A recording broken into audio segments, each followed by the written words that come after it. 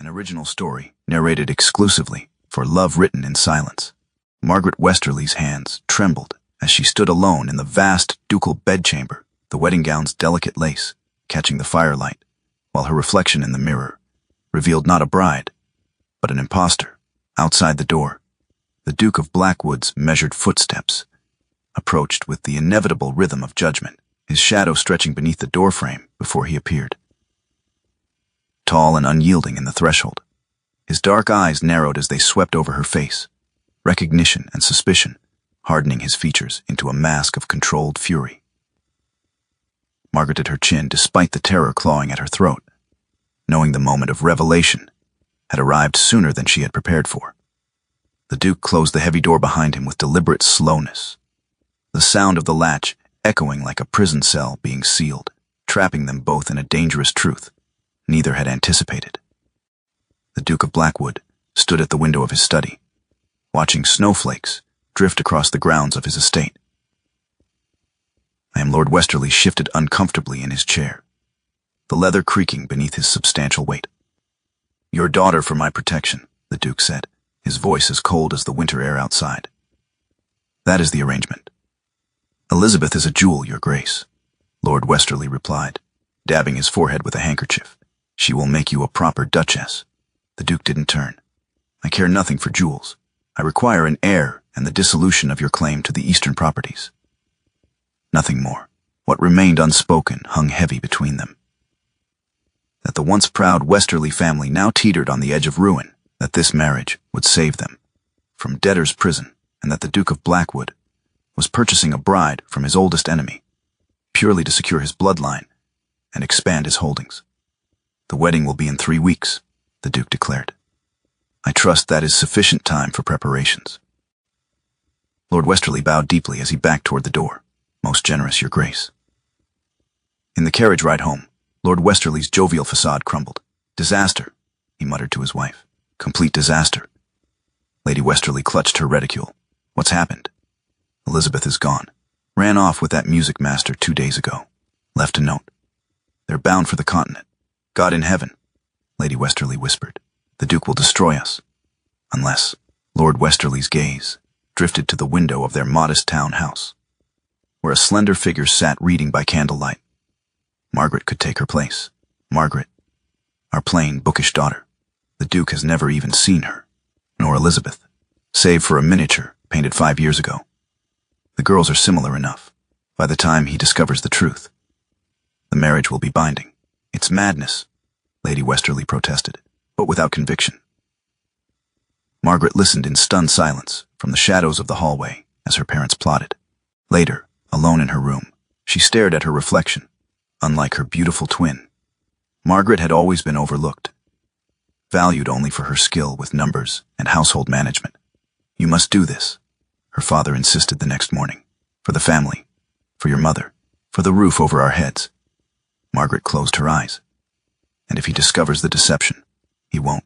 Not until it's too late to matter." 3 weeks later, Margaret stood at the altar of Blackwood Chapel, a veil concealing her features. The Duke, imposing in formal attire, barely glanced at his bride. The ceremony proceeded with cold efficiency, his deep voice resonating with authority, as he spoke his vows without emotion. At the reception, Margaret kept her eyes downcast, speaking little. If the Duke noticed her reticence, he made no comment. The guests, mostly his associates and distant relations, watched with curious eyes, whispering behind gloved hands about the strange match between the fearsome Duke and the daughter of his known enemy. "Dance with your husband," Lady Westerly hissed, pushing Margaret toward the center of the ballroom. The Duke's hand at her waist was formal, distant. "You're quieter than I expected," he remarked, studying her face with mild curiosity. "The day has been overwhelming, Your Grace." His eyebrow arched slightly. "Indeed. I imagine marrying one's father's enemy would be." The night stretched endlessly until at last, Margaret found herself alone in the ducal bedchamber, heart pounding. She removed her veil and waited. When the Duke entered, his eyes immediately narrowed. He circled her slowly, like a predator assessing its prey. "You are not Elizabeth Westerly." Margaret's breath caught. "Do not insult me with lies." His voice was dangerously soft. "Elizabeth Westerly, has a small scar above her right eyebrow. I've studied her miniature extensively. Margaret's hands trembled. I am Margaret Westerly, Elizabeth's twin sister. A twin. The Duke laughed without humor. How convenient. Elizabeth eloped with her music master, my parents. Substituted you, rather than lose their chance at salvation. He completed her sentence. Contempt evident in every syllable. And you agreed to this deception. I had no choice. We always have choices, Lady Margaret. Though some are more difficult than others. He moved to the fireplace, staring into the flames. Where is your sister now? France, I believe. With her husband. The Duke's mouth twisted. So I've married the wrong Westerly daughter, and the right one has married elsewhere. A spectacular humiliation. Margaret squared her shoulders. You may have me arrested. The marriage can be annulled, and alert the Ton to how easily I was deceived. I think not. He studied her with calculating eyes. Tell me, what skills do you possess that might make you valuable as a duchess? The question caught her off guard. I manage our household accounts. I speak 3 languages. I've overseen our estate since my brother's death. Something flickered in his expression. Interesting. And can you give me an heir? Margaret flushed deeply. I have no reason to believe I cannot. Then perhaps this arrangement might still serve. He moved closer, his gaze assessing. Here is what will happen, Lady Margaret. You will remain as my duchess. The deception will never be revealed. You will perform all duties expected of your position, and my family will receive the protection promised, contingent upon their absolute silence. His smile was cold. One whisper of this, and I will ensure the Westerly name becomes synonymous with disgrace. Margaret swallowed hard. And us? What of marriage obligations? Those will wait until I decide whether you're worth the investment. He moved toward the connecting door to his chambers. For now, consider yourself on probation, Duchess. As the door closed behind him, Margaret sank onto the bed, the weight of her new reality settling upon her shoulders. She had expected punishment, perhaps even imprisonment. Instead, she had been granted a reprieve. Though one fraught with uncertainty, she was now the Duchess of Blackwood, bound to a man who knew her first act as his wife had been one of deception. The morning after the wedding night revelation, Margaret awoke to find a sealed note on her breakfast tray. The Duke's handwriting was precise, his instructions clear. She would meet him in his study at 10 o'clock to discuss the terms of their continued arrangement. Precisely at the appointed hour, Margaret knocked on the heavy oak door. Enter, came the curt response. The Duke sat behind an imposing desk, documents spread before him. He did not rise when she entered, nor did he invite her to sit. Instead, he observed her with clinical detachment. I've considered our situation, he began without preamble. The marriage stands. Legally, you are my duchess. Practically, you are on probation. I understand, Your Grace. Do you? He leaned forward. Let me be explicit. You will learn the responsibilities of your position. You will manage this household with efficiency. You will accompany me to social engagements and present yourself as a proper duchess. You will give no hint of our unusual beginning. Margaret nodded, her back straight, and in return, a flicker of surprise crossed his face, quickly masked. In return, your family's debts are settled.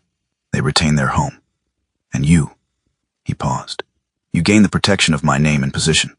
That seems equitable, Margaret said quietly. There is one more thing. The Duke rose, circling the desk to stand before her. I must know the full truth about your sister. Margaret hesitated, then spoke. Elizabeth has always been beautiful, charming, the favorite. She was raised to make an advantageous match, but she fell in love with our music master when father arranged the marriage to you. She fled rather than face a lifetime with a man she feared. The Duke's eyebrow arched. Your reputation precedes you, Your Grace. They call you the Black Duke. They say you ruined 3 men last season alone. They were trying to cheat me, he replied coldly. I merely ensured they faced the consequences. Nevertheless, Elizabeth was terrified. I am not. No, he studied her face. What makes you different from your twin? I've managed our household through crisis.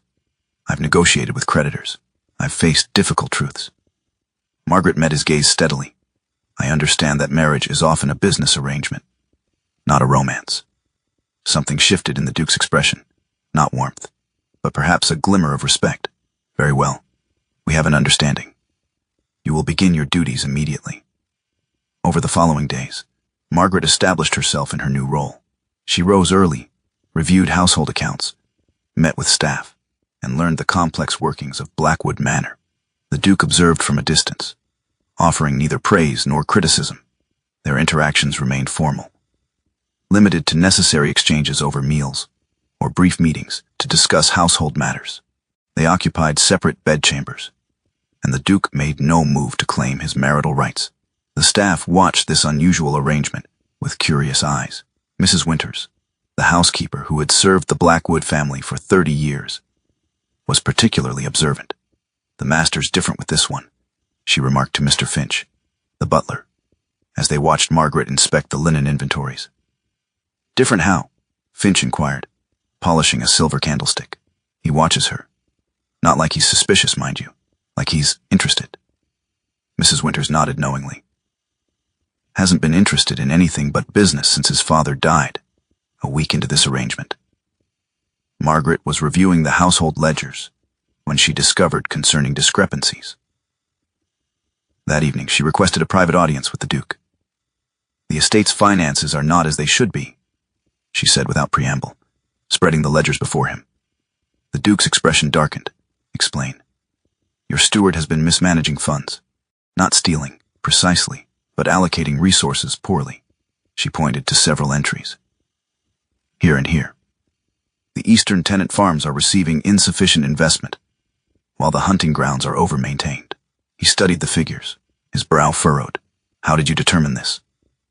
"I compared 5 years of records. The pattern is clear." Margaret hesitated, then added, "With your permission, I would like to propose a reallocation plan." The Duke leaned back, regarding her with new interest. "You believe yourself capable of improving my estate management?" "I know I am." There was no pride in her voice, merely certainty. A long silence stretched between them. Finally, the Duke nodded. "Prepare your plan. We'll discuss it tomorrow."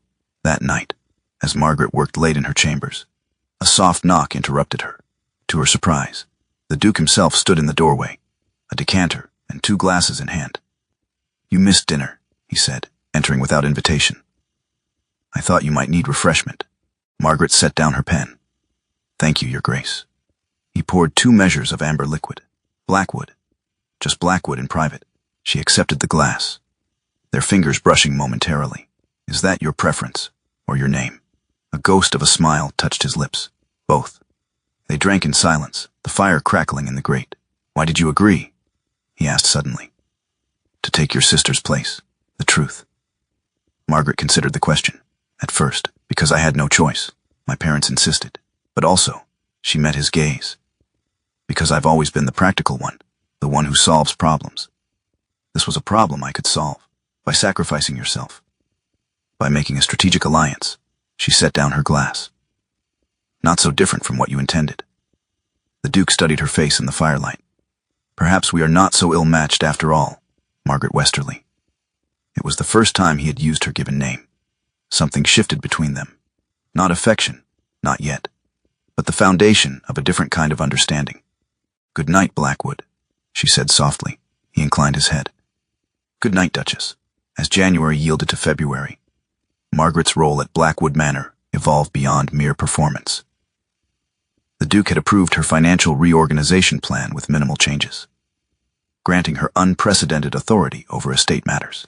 One crisp morning, Margaret sat in the estate office, reviewing reports from the tenant farms, when Blackwood entered without announcement. "There's been an incident at the mill," he stated. "The mechanism has failed again." Margaret consulted a ledger. "The 3rd time this winter. The repairs are becoming costly." "The millwright suggests a complete replacement, at significant expense," Margaret noted. "However, I've been reviewing alternatives." She withdrew a detailed sketch from her drawer. "This design from Scotland uses a different water wheel configuration, more efficient, less prone to freezing." The Duke studied the drawing with interest. "You've researched this?" "I wrote to several estate managers in the north. This system has proven successful even in harsher conditions than ours." He looked at her with new appreciation. "You've exceeded your mandate, Duchess." Have I overstepped? She asked, meeting his gaze directly. On the contrary. You've anticipated a need I hadn't yet addressed. He returned the sketch. Proceed with your recommendation. The funds are at your disposal. Word of the Duchess's competence spread quickly through the estate. Tenants began bringing their concerns directly to her, finding her solutions practical and fair. The household staff, initially wary of their new mistress, grew to respect her efficient management and clear directives. The Duke observed these developments with quiet attention. At dinner one evening, he remarked, "You've made changes to the South Wing renovations." Margaret set down her fork. The original plans were extravagant without purpose. The modifications will achieve the same result at 2/3 the cost, and the savings. Redirected to repair the tenant cottages before spring rains. He nodded slowly. A sound decision. As winter deepened, they fell into an unexpected routine. Evenings found them in the library. She with her ledgers and correspondence. He with his business documents. They worked in companionable silence, occasionally exchanging observations or seeking opinions. One such evening, as snow fell heavily outside, Blackwood set aside his papers and poured them both a measure of brandy. "You've transformed the household in 6 weeks," he observed, handing her a glass. Margaret accepted it with a slight smile. The foundation was solid. It merely needed attention. "Is that what you tell yourself? That you're merely attending to what exists?" He studied her over the rim of his glass. "You're rebuilding my estate from within, Margaret." The use of her given name still startled her, though he had begun using it more frequently in private. "Is that unwelcome?" she asked. "It's unexpected." He moved to stand by the fire. "When I arranged this marriage, I sought a political alliance and the continuation of my bloodline. I did not anticipate competence, a disappointing discovery." Her tone was light, but her eyes watched him carefully, an illuminating one. He turned to face her fully. "You manage figures better than my steward, correspond more diplomatically than my secretary, and have won the loyalty of staff who have served my family for generations." Margaret felt warmth rise in her cheeks. "I simply do what needs doing." Few people recognize what needs doing, let alone accomplish it without fanfare. He approached her chair. "You're an asset I didn't know I required." The admission hung between them, weighted with unspoken implications. Before Margaret could respond, Mrs. Winters entered with a message requiring the Duke's attention. The moment passed, but something had shifted in their carefully maintained equilibrium. 2 days later, Margaret was reviewing the quarterly accounts when Mrs. Winters entered the study with tea. "You've worked miracles with these ledgers, Your Grace," the housekeeper remarked, setting down the tray. Margaret looked up with a smile. "Hardly miracles. Just organization. Organization that saved this estate, if you don't mind my saying so." Mrs. Winters straightened a stack of papers. His Grace's father left matters in disarray, and the young Duke had no head for domestic accounts. Margaret paused. The estate was in difficulty. Mrs. Winters glanced toward the door, then lowered her voice. "Near ruin, Your Grace. The previous Duke's gambling debts, poor investments. His Grace has worked tirelessly to restore the family fortune, but domestic matters suffered while he focused on business ventures abroad." "I had no idea," Margaret murmured, the ledgers before her taking on new significance. "The staff knows. We've seen how you've turned things around since your arrival." The housekeeper's eyes were warm with approval. "The master chose better than he knew when he married you." That evening, Margaret regarded her husband with new understanding as they sat by the library fire. His focus on business, his strategic marriage, his distant manner, all took on different meaning in light of Mrs. Winters' revelation. "You're staring, Duchess," Blackwood remarked without looking up from his book. "I'm observing," she corrected gently. "There's a difference." He met her gaze then. "And what do you observe?" "A man who carries more responsibility than he reveals." Something flickered in his eyes, surprise, perhaps vulnerability, quickly masked. "We all have our burdens." "Yes," she agreed softly. "But some choose to bear them alone when they needn't." He studied her face in the firelight. "Are you offering to share the weight, Margaret?" "I believe I already am," she replied. "The question is whether you'll acknowledge it." The Duke set aside his book and rose, moving to stand before her chair. He extended his hand. a gesture unprecedented in their careful relationship. "Perhaps it's time we truly began this partnership," he said quietly. Margaret placed her hand in his, feeling the warmth of his fingers close around hers. "I believe it already has." Late February brought a thaw, both to the frozen grounds of Blackwood Manor and to the careful distance between its master and mistress. Their working partnership had evolved into something neither had anticipated. Mutual respect bordering on trust. Evening as they sat in the library after dinner, the Duke broke their companionable silence. "Tell me about your childhood, Margaret." She looked up from her book, surprised by the personal inquiry. It was comfortable until it wasn't. "My father's investments failed when I was 16. That's when I learned to manage household accounts. And your sister, was she equally practical?" A small smile touched Margaret's lips. "Elizabeth was sunshine and music. Everyone adored her. I was the useful one, the invisible one," he observed with unexpected insight. "Yes," she admitted softly, "though invisibility has its advantages. People speak freely when they forget you're there. I learned much by being overlooked." The Duke leaned forward, firelight casting shadows across his features. "I find it difficult to imagine anyone overlooking you now." The comment, delivered with quiet sincerity, warmed her more than the fire. "And you? What was the fearsome Duke of Blackwood like as a boy?" Something in his expression softened, less fearsome, more foolish. "My father was a hard man who believed affection bred weakness. I learned early to hide my thoughts." "Is that why you maintain such distance from others?" "I maintain distance because experience has taught me its value." He swirled the brandy in his glass. "My father's closest friends betrayed him most thoroughly, including my father," Margaret said, understanding dawning. "Lord Westerly was once my father's dearest companion. Their falling out destroyed what remained of my belief in friendship." He met her gaze directly. "Which makes our current situation particularly ironic. That you found an ally in your enemy's daughter? That I found honesty in a marriage founded on deception." The admission hung between them, weighted with unspoken emotion. Margaret felt something shift in her chest, a recognition that their arrangement had become something neither had anticipated. The following week brought an unexpected visitor, Lord Carrington, the Duke's cousin and closest living relative. His arrival disrupted the quiet rhythm they had established. "Cousin," Carrington exclaimed, embracing the Duke with familiar ease. "Married life agrees with you. You look almost human." Margaret watched their interaction with interest. Carrington was everything her husband was not: effusive, charming, openly emotional. Yet she noted how the Duke's posture relaxed slightly in his cousin's presence, suggesting genuine affection beneath his reserved demeanor. At dinner, Carrington regaled them with society gossip, his sharp wit making even the Duke smile occasionally. But Margaret felt his assessing gaze upon her throughout the meal. Later, when the gentleman rejoined her in the drawing room, Carrington approached while the Duke was occupied with a message from his steward. "You're not what I expected," he said without preamble. Margaret maintained her composure. "What did you expect, Lord Carrington?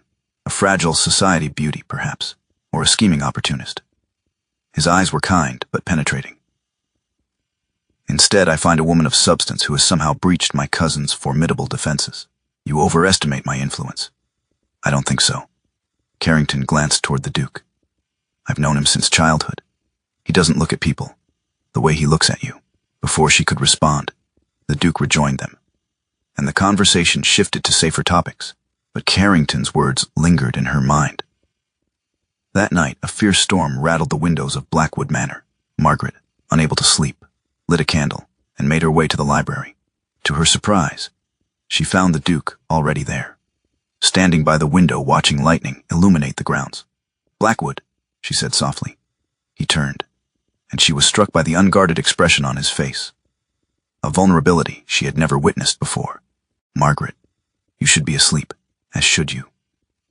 She moved to stand beside him at the window. "Is something troubling you?" For a moment, she thought he wouldn't answer. Then quietly, "This was my mother's favorite room. During storms, she would bring me here and tell stories until I forgot to be afraid." The personal revelation, so rare from him, touched her deeply. "What happened to her?" "Childbed fever. My brother lived 6 days. His voice was distant, as if reciting facts from someone else's life. My father never spoke of either of them again. Without thinking, Margaret reached for his hand, her fingers intertwining with his. "I'm sorry." He looked down at their joined hands, then at her face, illuminated by candlelight. "Carrington says I'm different with you. Are you?" "Yes." The admission seemed to surprise even him. "You make me remember things I thought I'd forgotten." "What things?" "That there can be peace in sharing space with another person.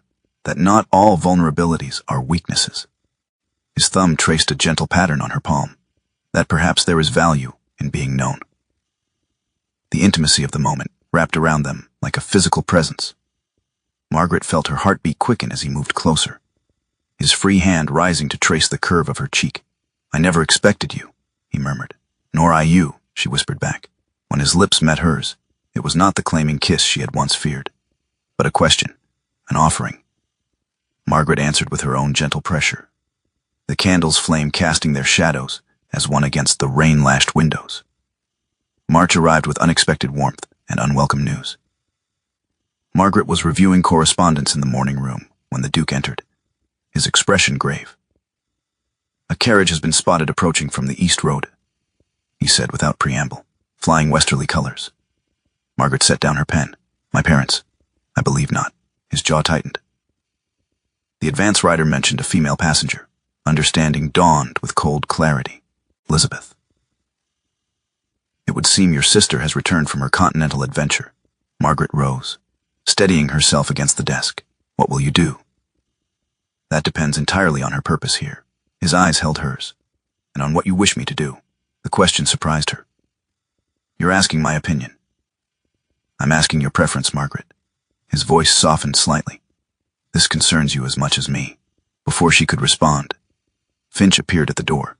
"Your Grace, Lady Elizabeth Westerly requests an immediate audience. She appears distressed." Margaret exchanged a glance with her husband. "Show her to the blue drawing room. We will receive her together." Elizabeth Westerly had always been the prettier twin, more delicate, more vivacious. Now she stood in the center of the drawing room, her travel clothes expensive but rumpled.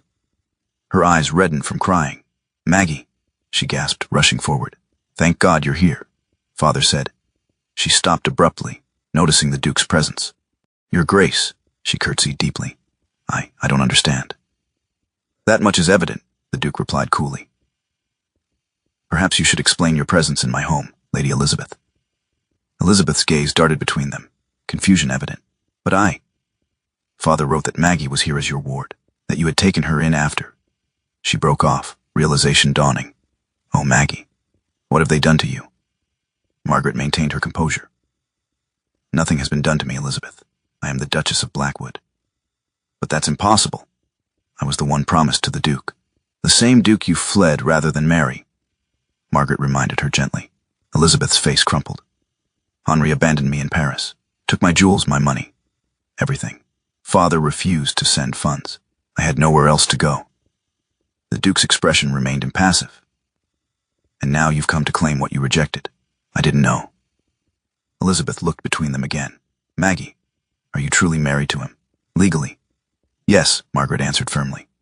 "I am his wife in every sense that matters." A flash of calculation crossed Elizabeth's tear-stained face. "But you took my place, under false pretenses. That makes the marriage invalid, doesn't it?" The Duke stepped forward. "What exactly are you suggesting, Lady Elizabeth?" "Only that. Mistakes can be rectified." Elizabeth attempted a winsome smile. "I'm the daughter promised to you. The contract specified me, not my sister." Margaret felt ice form in her veins. "Elizabeth." "I should speak with Father immediately," Elizabeth continued. "He'll want to address this irregularity, indeed." The Duke's voice was dangerously soft.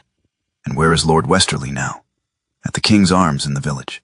He said it would be inappropriate to approach until we knew how matters stood."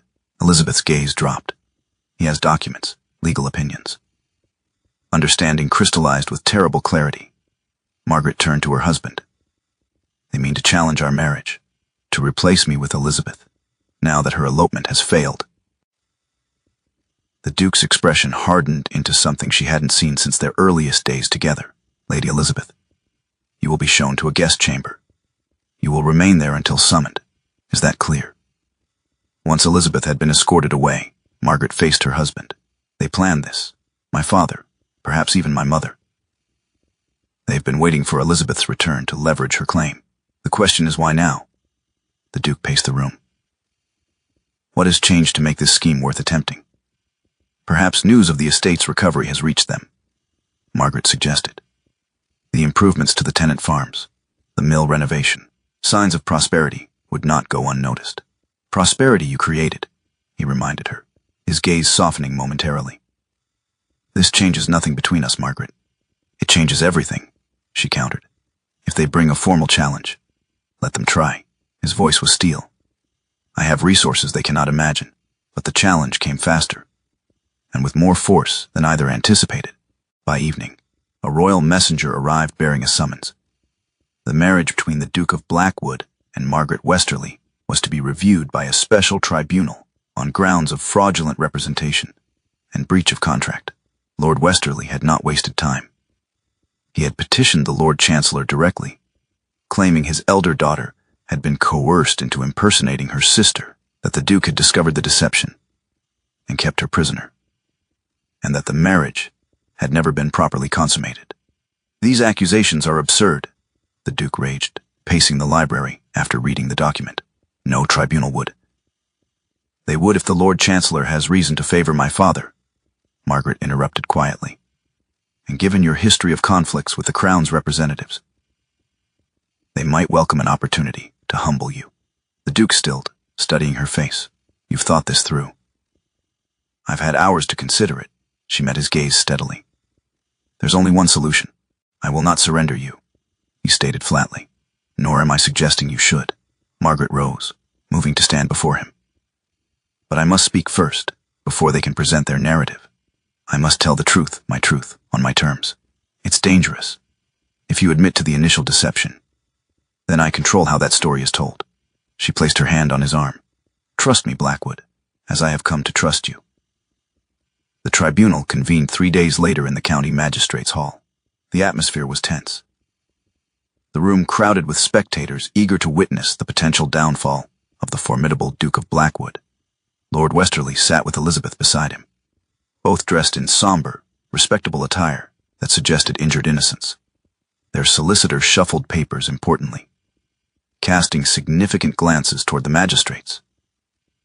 When Margaret entered alongside the Duke, whispers rippled through the assembly. She held her head high, her simple blue gown a stark contrast to Elizabeth's elaborate morning attire.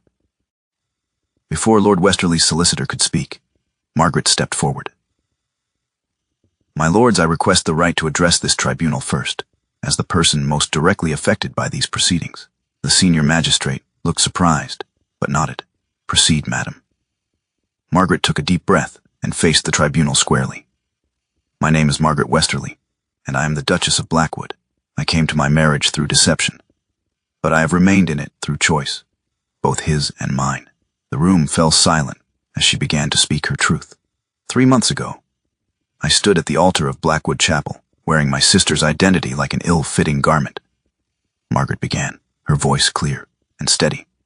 I did so under duress from my parents, who feared financial ruin if the arranged marriage to the Duke failed. Murmurs rippled through the tribunal chamber. The magistrates leaned forward, their expressions a mixture of shock and fascination.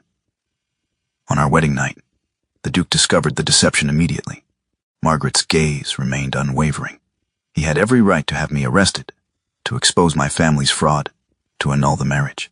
Instead, he chose discretion and pragmatism. Lord Westerly surged to his feet. She admits the fraud. The marriage is invalid. Silence, the senior magistrate commanded. The lady will continue without interruption. Margaret nodded her thanks. What began as a charade evolved into a partnership. I assumed management of the ducal estates, addressing neglected matters of domestic governance, while the Duke tended to broader business concerns. We established boundaries, expectations, and eventually, mutual respect. She turned slightly, meeting her husband's gaze. Something passed between them. A silent acknowledgement of the journey they had traveled together. The Duke of Blackwood has honored every aspect of the marriage contract, The fact that I am Margaret, rather than Elizabeth, has not prevented him from fulfilling his obligations to the Westerly family. Indeed, he has exceeded them, settling debts beyond the agreed terms. Elizabeth shifted uncomfortably in her seat, avoiding her sister's eyes. My sister, who was originally promised to the Duke, chose to elope rather than honor her commitment. She abandoned her family obligations for love, a choice I cannot condemn, though it placed me in an impossible position. Margaret's voice softened. Now that her romantic adventure has ended poorly, she and my father seek to invalidate my marriage and reinstate her as the rightful bride. This is outrageous, Lord Westerly sputtered. She twists the facts.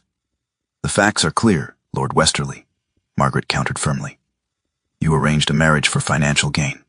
When Elizabeth fled, you substituted me rather than face the consequences. When her elopement failed, you saw an opportunity to improve your position by challenging a union that has proven more successful than you anticipated. The senior magistrate cleared his throat. These are serious allegations, madam. Do you have evidence to support them? I have correspondence between my parents discussing the substitution. Margaret withdrew several letters from her reticule. I also have testimony from household staff who witnessed my father's insistence that I assume my sister's identity. As the magistrate examined the letters, the Duke rose. My lords, if I may address the tribunal. With the magistrate's nod, he stepped forward to stand beside Margaret. When I discovered the deception on our wedding night, I made a calculated decision to maintain the marriage. This was not due to ignorance or coercion, but because I recognized in Margaret Westerly qualities far more valuable than the superficial attributes I had been promised in her sister. His voice, normally so controlled, carried a hint of emotion that silenced the room. In the months since, she has proven herself not merely a suitable duchess, but an exceptional one. She has reformed estate practices, improved tenant conditions, and restored financial stability to holdings that had suffered under previous management. Margaret's eyes widened slightly at this public acknowledgement of her contributions. I stand before you not as a deceived husband seeking redress, but as a man defending a marriage I freely choose to maintain. The Duke's gaze swept the tribunal. Lord Westerly's petition is not about justice or contract law. It is an attempt to exploit his daughters as financial assets, to trade the one who has proven valuable for the one who has returned in need. Elizabeth flushed deeply, tears welling in her eyes. The senior magistrate studied them both. This is most irregular. The law regarding marital identity is clear, yet the circumstances are unprecedented. He conferred briefly with his colleagues before addressing the room again. We will recess to consider the evidence presented. The tribunal will reconvene in 1 hour. As the magistrates withdrew, the spectators erupted in excited conversation. Lord Westerly approached, his face mottled with rage. You ungrateful girl, he hissed at Margaret. After all I've done. All you've done is treat your daughters as commodities, the Duke interrupted coldly. That ends today, regardless of the tribunal's decision. Elizabeth stepped forward hesitantly. Maggie, I didn't know.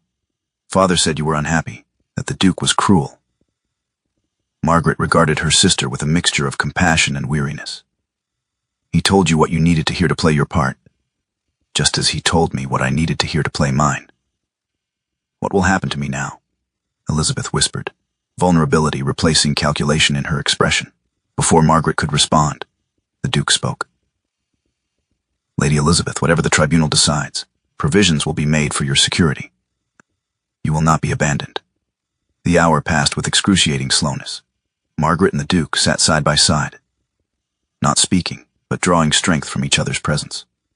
When the magistrates finally returned, the chamber fell silent.